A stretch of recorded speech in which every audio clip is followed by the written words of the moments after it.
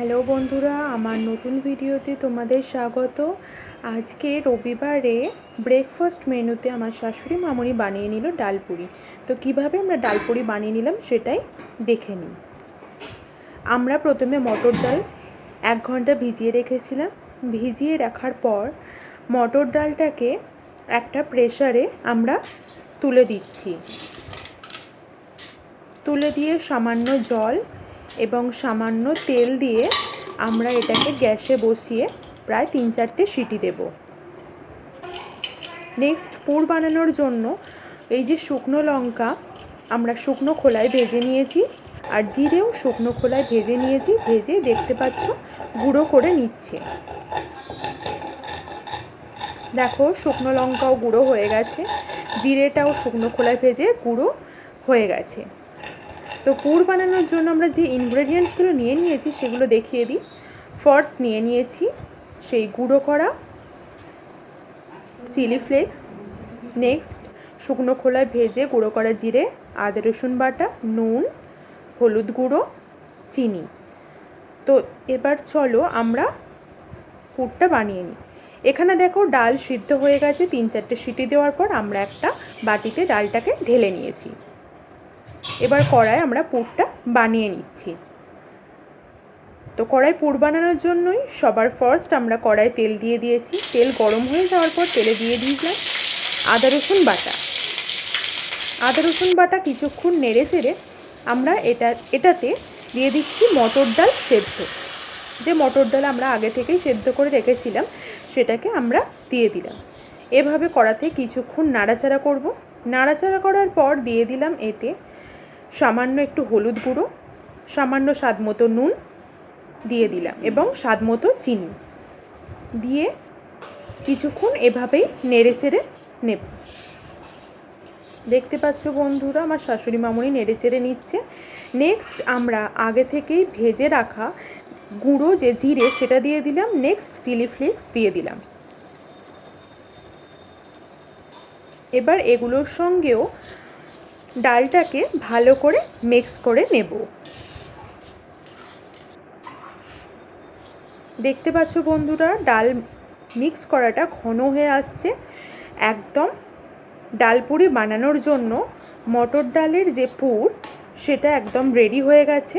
তো আমরা একটা বাটিতে সেটা তুলে নিয়েছি। তো চলো এবারে ডালপুরি শুরু করা যায়। তো সেজন্য আমরা একটা গামলায় ময়দা নিয়ে নিয়েছি, তাতে দিয়ে দিলাম স্বাদ মতো নুন, নেক্সট জোয়ান দিয়ে দিয়েছি,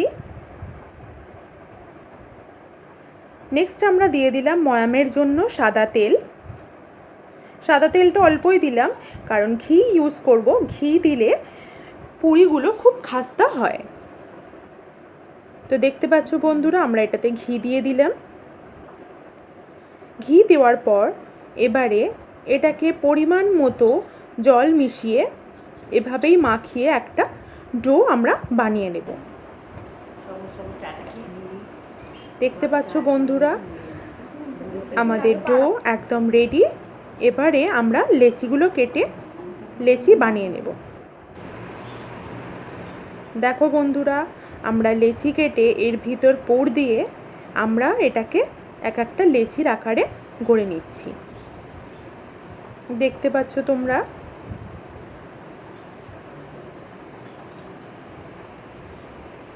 এভাবেই পুর দিয়ে ভালো করে মুখটা মুড়ে দিয়ে আমরা এক একটা লেচি বানিয়ে নিচ্ছি।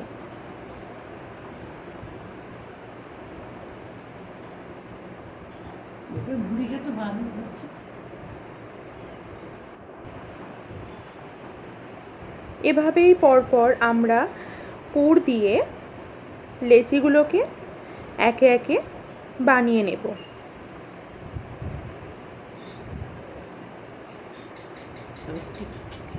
তো দেখো বন্ধুরা আমাদের সব কটা লেচি একদম রেডি। তো এবার আমরা তেল দিয়ে বেলে নেব। দেখতে পাচ্ছ বন্ধুরা আমরা সেগুলোকে বেলে নিচ্ছি। এভাবেই ধীরে ধীরে আস্তে করে, খুব বেশি চাপ দেওয়া যাবে না, কারণ কি ভিতরের পুরটা ফেটে বেরিয়ে যাওয়ার চান্স থাকে। তো এভাবেই আমরা পাতলা করে বেলে নিচ্ছি।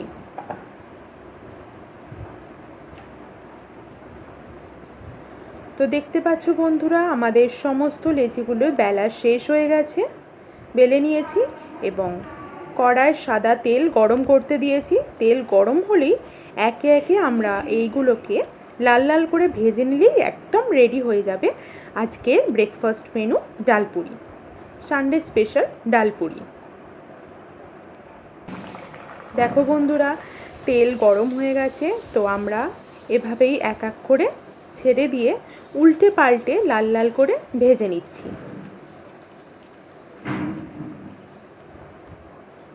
দেখতে পাচ্ছ কত সুন্দর ফুলকো হয়েছে। এই যে লাল লাল করে কতগুলো ভাজা হয়ে গেছে। তো বন্ধুরা, দেখতে পেলে আমার শাশুড়ি মামনি কীভাবে ডালপুরি চটপট বানিয়ে নিল সানডে স্পেশাল মেনু। তো আমার ভিডিও যদি আপনাদের ভালো লেগে থাকে প্লিজ লাইক করবেন, অবশ্যই কমেন্টে জানাবেন কেমন লাগলো। আজকের মতো এখানেই টাটা। প্লিজ আমার চ্যানেলটি সাবস্ক্রাইব করুন।